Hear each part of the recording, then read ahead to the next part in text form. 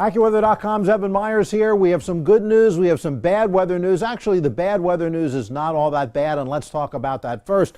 Storm system here just north of the Great Lakes. It is moving off to the east-northeast, and out ahead of it and behind it, we have some snow. And mostly New York State, New England's really going to get punched again, and we're going to really hone in on that in just a second.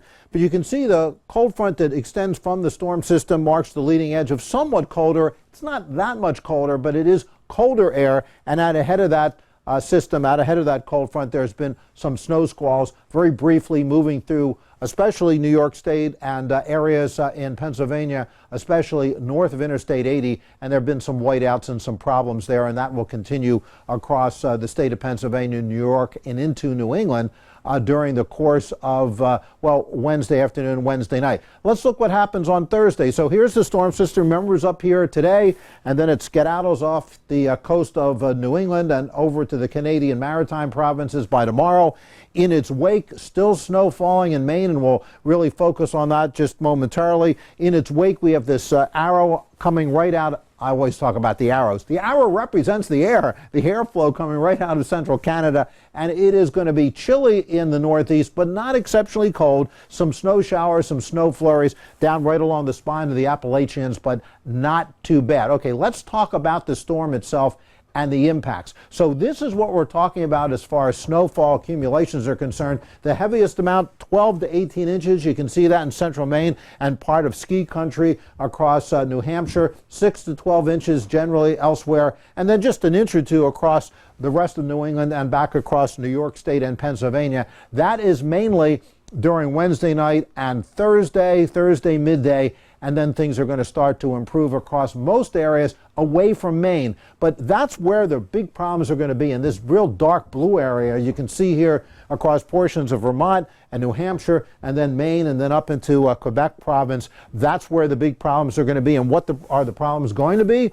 Locally damaging winds, blowing and drifting of snow, whiteout conditions, travel disruptions. But all this is going to come to an end fairly quickly by late Thursday, because the good news we wanted to talk about is what's coming for Friday and especially the weekend. So you can see on this map this low pressure area here up over the Canadian Maritime provinces. That's the storm we just talked about. That's leaving. Here's this carve out in the jet stream that is supporting that storm. That's leaving too. Look at this area here. Mild weather. This big ridge of high pressure is going to be moving eastward. Warmer air right out of Mexico and then out of the Gulf, and that'll be spreading eastward. And it looks like the weekend is going to be nothing short of spectacular in the Ohio Valley and the eastern states. Temperatures surging through the 40s and 50s, and there'll be some 60s. It's just going to be great just about anywhere.